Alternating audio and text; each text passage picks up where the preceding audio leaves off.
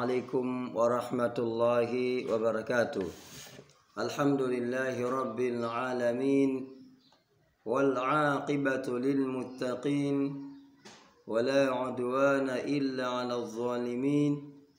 أشهد أن لا إله إلا الله ولي الصالحين وأشهد أن محمدا صادق الأمين المبعوث رحمة للعالمين. روى أبو داود والترمذي عن عبد الله بن حبيب رضي الله تعالى عنه قال: قال رسول الله صلى الله عليه وسلم: اقرأ قل هو الله أحد والمعوذتين حين تمسي وحين تصبح 3 مرات تكفيك من كل شيء وبعد. واسلام, leo biidhnillahi ta'ala tutakumbushana, tutaelekezana namna ya kujilinda, namna ya kujiwekea ulinzi katika mwili wako. Kama tunavyosema kwamba dini ya Uislamu ni dini ambayo iliyokamilika katika kila sekta. Qur'ani imekamilika kila sekta. Qur'ani ni kila kitu. Qur'ani ni tiba, Qur'ani ni siraha, Qur'ani ni ulinzi wa harfu majarra na mangineo yanapatikana katika Qur'ani. Kwa ndugu zangu, leo tutaelekezana namna ya kujilinda na shari mbalimbali.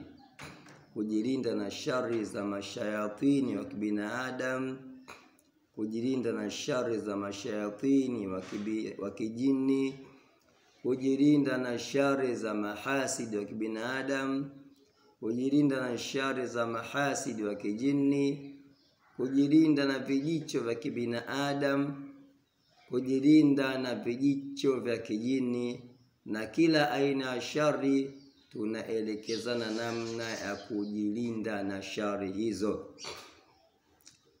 Ndugu zangu, mtume wetu Muhammadin sallallahu alaihi wasallam anasema katika hadithi ambayo amerawi Abu Daud na Imam Tirmidhi, hadithi ambayo ameelezea sahabi jalilu Abdullah bin Habibi radhiyallahu zimfikia juu yake, anasema kwamba qala Rasulullah sallallahu alaihi wasallama, amesema mtume wa Mwenyezi Mungu, rehma na amani zimfikie juu yake, iqra qul huwa Allahu ahad wal muawwidhataini hina tumsi wa hina tusbihu 3 marati takfika min kulli shay'in. Mtume anasema kwamba soma qul huwa Allahu ahad. Wewe Muislam nataka usome qul huwa Allahu ahad wal muawwidhataini na muawwidhataini. Muawwidhataini ndugu zangu ni qul a'udhu birabbil falaq na qul a'udhu birabbin nas.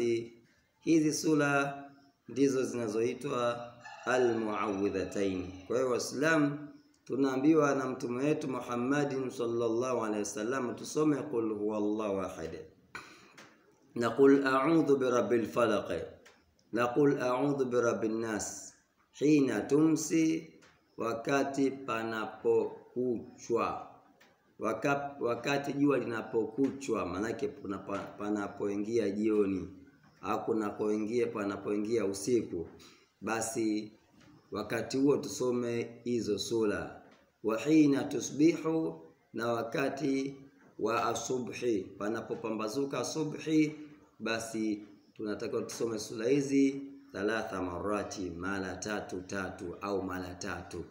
Tunasema kwamba takfika min kulli shay'in, itakutosha wewe kuwa upo katika ulinzi au umekingwa na kila aina ya shari.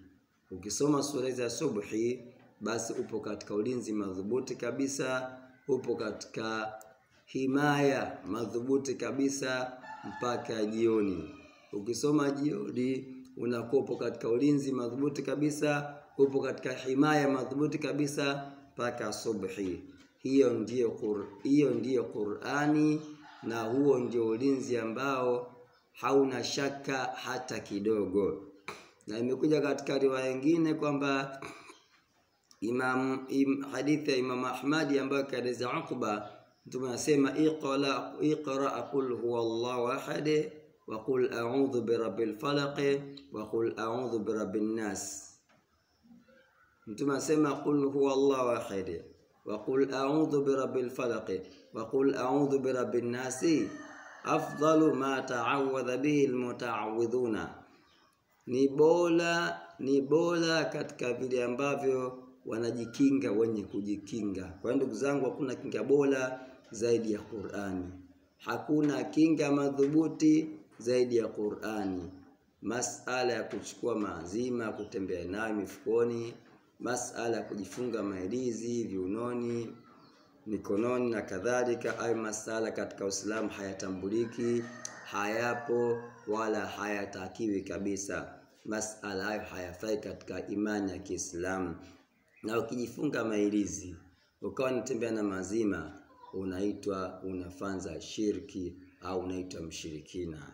Na ndugu zangu, shirikina ni katika madhambi ambayo mabaya hakuna mfano wake.